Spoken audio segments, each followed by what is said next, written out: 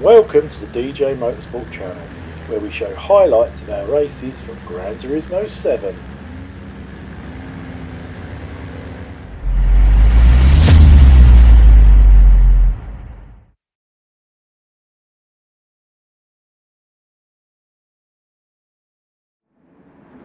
Something different in this video to our normal output. This is a charity event in memory of John Jessen, who was one of our our chairman and someone who we raced against in here. This was a charity event where people had to donate in a sort of like an entry fee in order to take part. So the race is underway, as you can see, and we're all in John's actual car. Yes, he actually did have a Fiat 500. If you look at some of the cars as well and you see the number plate on it, a lot of them are running the actual number plate that he had on his car. Yeah, and I can also see Greg there. That's a blast from the past. Welcome back, Greg. Welcome back, Greg. Please stay. He did used to race with John, so I think that's why he's donated and joined in. Well done for everybody for donating and joining. Anyway, let's get back to it. So Fiat 500, and I believe we have got a penalty on here as well. We have got a bit of a penalty on here, yes. They've all been loaded up with 200 kilos of ballast. Brilliant. We have got a couple of people who didn't manage to get the car because it was only available in the used car and it wasn't available when they went to have a look at it. So we've got Cockney Helmet and right, let's just interrupt you there because this hill's going to be very interesting. Are they going to make it up the hill? That's my worry. A lot of people seem to have done, but with 200 kilos of ballast, they slow down to about 20 miles an hour. And if you have a collision on this hill, you almost come to a dead stop. As Dave has just found out, and he's now not going to make it up the hill, so he's now going to roll all the way back. And I believe Neil Cockney has stopped there. Neil Spitfire is on the right, and he's stopped. So he's now going to have to go and take a run up on this. Now, Jag's been practicing this. Well, I wouldn't say we've been practicing, but when we tested this, we knew that this you were aware that you needed to be a bit further back in order to take the run up. And unfortunately, Neil hasn't clocked that. Not yet. Well, he wouldn't know. But to be fair, my plans backfired because my plan was to take everybody out on that hill, so everybody would have to be in this situation. Unfortunately, it's backfired because I'm the only one, or me and Neil are the only one. And Neil's actually turned round to go the other way to try and get more of a run up. I think that Jag only just makes it to the top of the hill as we notice the speed's coming down, 12 miles an hour, 11. Yeah, he's made it. He's going to get past the hill now, so that's good. I should also point out with this race that there were no points involved. We didn't think it was right at the end to have it as a championship where you had points, winners or losers. This was just a case of taking part. Now this is taking place at the Alsace test track. What do you know about Alsace test track? It's a real track, and it's in Wales because it's very hilly. And I definitely saw some sheep. Not so good without your book now, are you? It's a fictional track. It's nowhere near Wales. It's Alsace. It's in France. Italy. I don't think you're going to be able to see any sheep on here at all, apart from Barber. But where is he as we speak? He's in 5th place. He's down in 5th place. If you see Richard's absolutely coming up to lap Spitfire after 2 laps.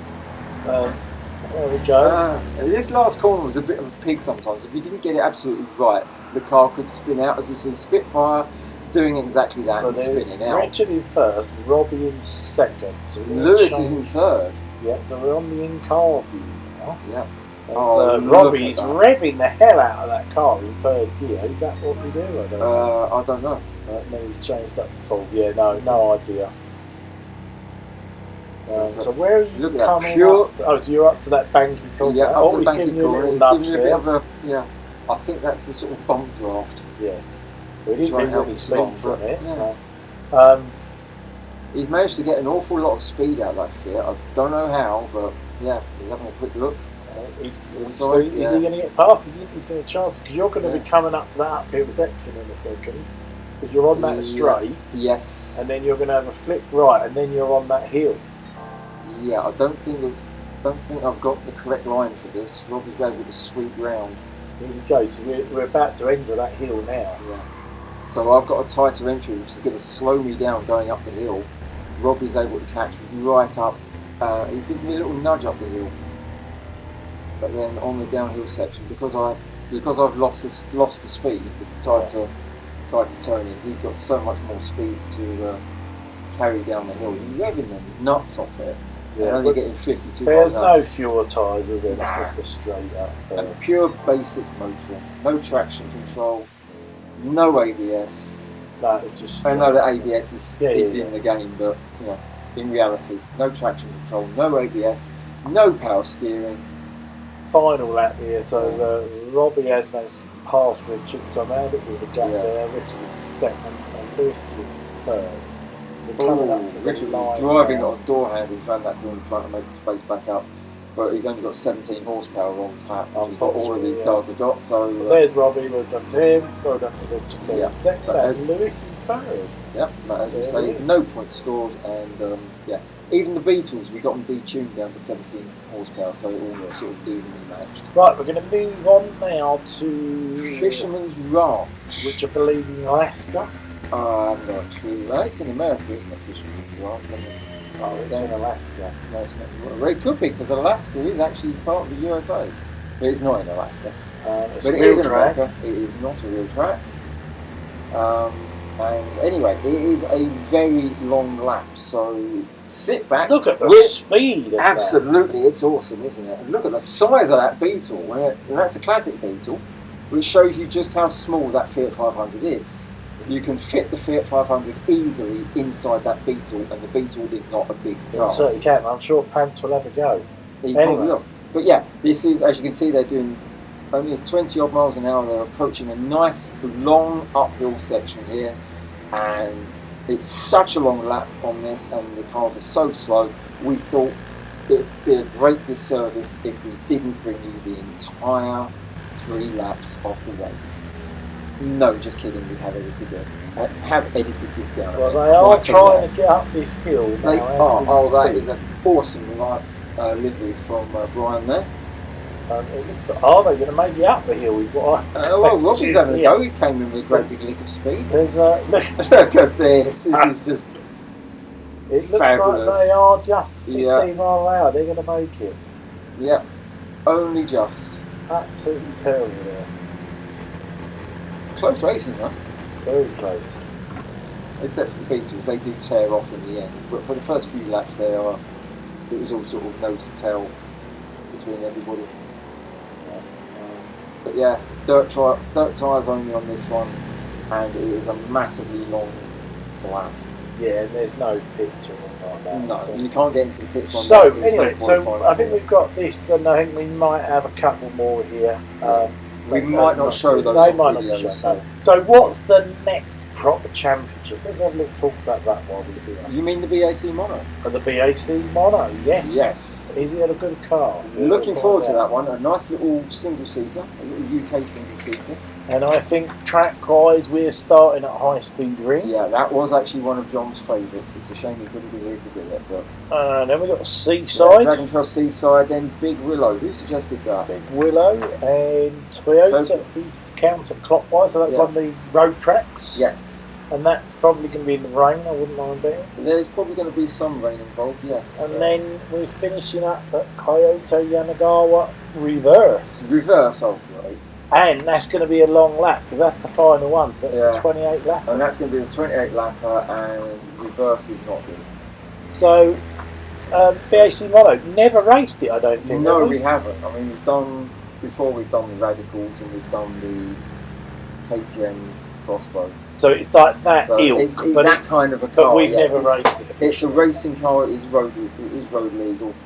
But we've never raced it. No, we've never. I don't think we've ever raced it. So it's going to be a fun one, I think. Yeah. And that will then lead us into, what is it, the Suzuki Jimneys? Then we've got, I believe, a few weeks just to calm things down. Yeah. Yes, it's going to be quite tense. It is. A few weeks in a Suzuki Jimny, which is just a bit of a laughy one. Yeah. Not to anything. It's still a race, but it's just a couple of weeks. And then we're going manufacturers early this year in April. Yeah. And for the first time ever, you can pick your manufacturer. Yeah, that's going to be an interesting one because not only can you pick your manufacturer, you're not limited to having, you can have more than one team with the same manufacturer. Correct. Okay. So if two people decide to run BMWs, two teams decide to run BMWs, that's perfectly permissible. But that means you've got twice as many cars not using their Indy cars. This is true. If they were running Audi, twice as many cars not being able to get past anyone because they'd be glued to the bumper to go in front. Exactly. But no, that's the only downside with that is there's always the possibility that every single team could run the same manufacturer. It's unlikely. It's unlikely, but it's possible. And for the first time ever as well, we're going to split the championship. So as well as having a manufacturer's championship, it is the manufacturer's championship. Yeah, there'll be a driver. But there is going to be a separate drivers' championship involved in it as well. Very true. So that is definitely one to look out for. Anyway, let's get back to the race now. As you can see, we're still on lap 1, by the way. I'd just like to say this. I'm looking at the track map and we've just passed half distance. So I think we're going to skip on now to the final. Yeah, I think it's too long otherwise. So we had Craig in the Beetle and Cockney in the Beetle first and second. Obviously not correct. So Richard is the first of the Fiat 500. So technically, Richard's obviously won this one. Yeah. Craig and Cockney were disqualified in the end of it for not having the red car. But there's no disqualification really because there's no points. So there's Richard now come up to the line, and you've got Lloyd very close behind him, I have to say. Lloyd having a very good showing after a three laps of this horrendous track, because it was like 10 minutes a lap, wasn't it? No, sorry, 6 and a half, 7 minutes a lap. There we go. But well done for everybody. Maybe really slow cars suit Lloyd. Maybe they do. And long uphill sections. Anyway, we shall see you at the next one with the BAC Monos. Yes, we certainly will. Take care. Bye.